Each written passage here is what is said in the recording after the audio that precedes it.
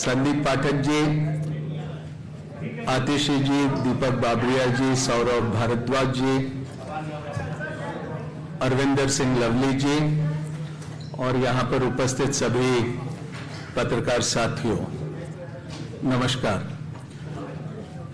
पिछले कुछ समय से इंडिया गठबंधन के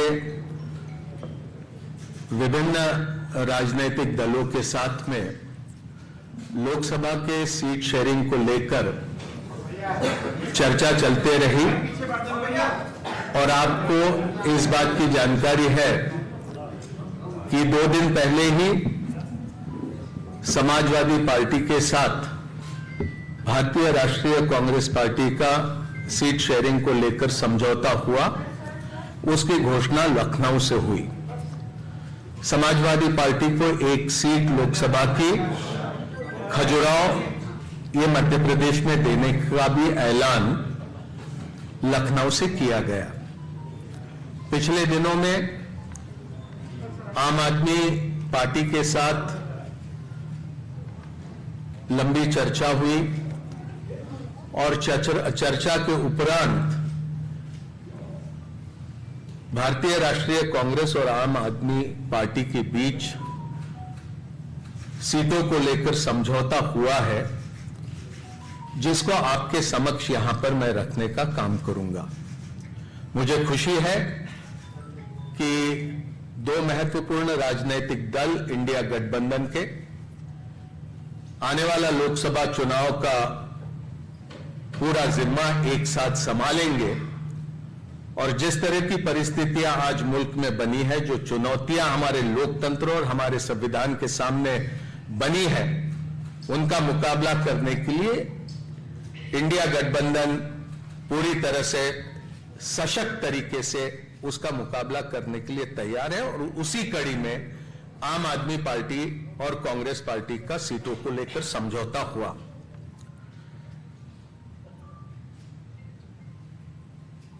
दिल्ली लोकसभा में 7 सीटें हैं। आम आदमी पार्टी 4 पे लड़ेगी। वो 4 सीटें नई दिल्ली, वेस्ट दिल्ली, साउथ दिल्ली और ईस्ट दिल्ली। कांग्रेस पार्टी 3 सीटों पर दिल्ली में चुनाव लड़ेगी, चांदनी चौक, नॉर्थ ईस्ट और नॉर्थ वेस्ट। गुजरात में 26 लोकसभा सीटें हैं। 24 पर कांग्रेस लड़ेगी। 2 सीटों पर आम आदमी पार्टी के प्रत्याशी रहेंगे। भरूच लोकसभा और भावनगर लोकसभा की ये सीटें होगी। हरियाणा में 10 लोकसभा सीटों में से 9 सीटों पर भारतीय राष्ट्रीय कांग्रेस लड़ेगी और 1 सीट जो कुरुक्षेत्र की है, वहां पर आम आदमी पार्टी के प्रत्याशी लड़ेंगे। चंडीगढ़ को लेकर लंबी चर्चा हुई, लेकिन आखिरी में यह तय किया गया कि चंडीगढ़ में भारतीय राष्ट्रीय कांग्रेस के प्रत्याशी चुनाव लड़ेंगे। गोवा में भी, खास करके दक्षिण गोवा में विस्तार से चर्चा हुई, लेकिन फिर यह तय किया गया कि गोवा की दोनों सीटें ये भारतीय राष्ट्रीय कांग्रेस पार्टी लड़ेंगी। तो संक्षेप में ये सीटों को लेकर ये जानकारी आपके समक्ष रखनी थी।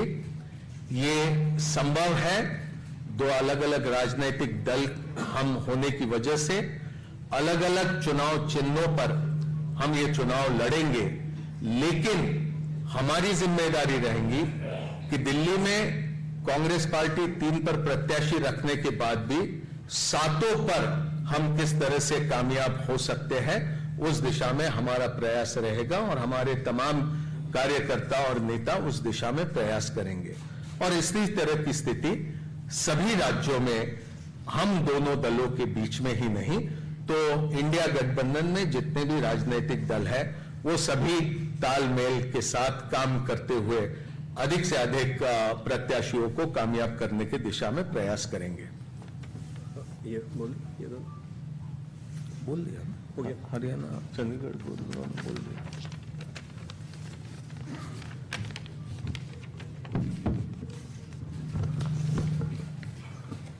धन्यवाद मुकुल जी, आप सबका स्वागत है।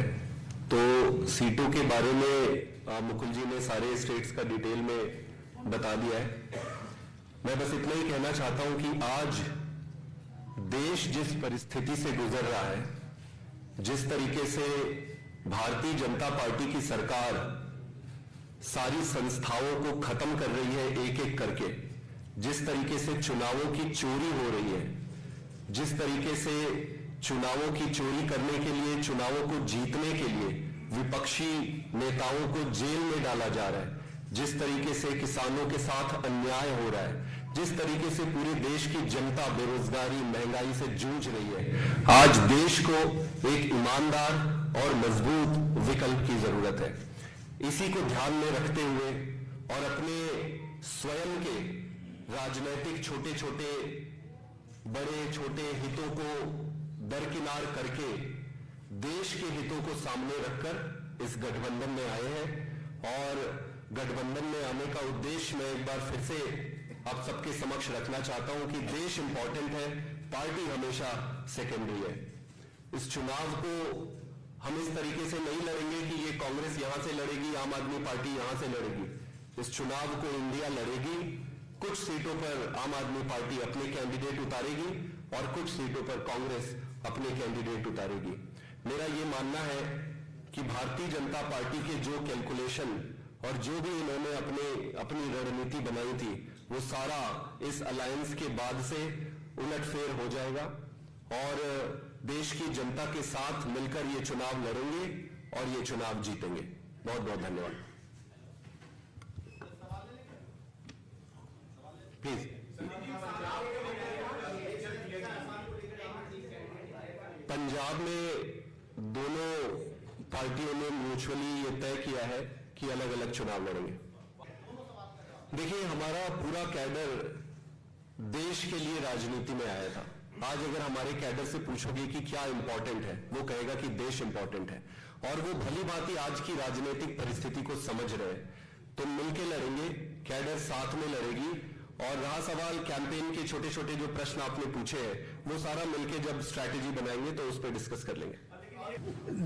देखिए, ये सिर्फ आम आदमी पार्टी या आम आदमी पार्टी के नेता अरविंद केजरीवाल जी तक के ही ये प्रश्न सीमित है, ऐसा मैं नहीं मानता हूं।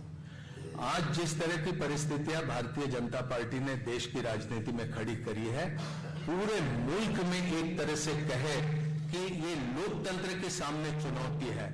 हर किसी के ऊपर ईडी, हर किसी के ऊपर सीबीआई, हर किसी के ऊपर इनकम टैक्स, हर किसी के ऊपर इस तरह से दबाव डालने की राजनीति भारतीय जनता पार्टी कर रही है, जो हम समझते हैं कि भारत के लोकतंत्र के लिए बहुत खतरनाक है।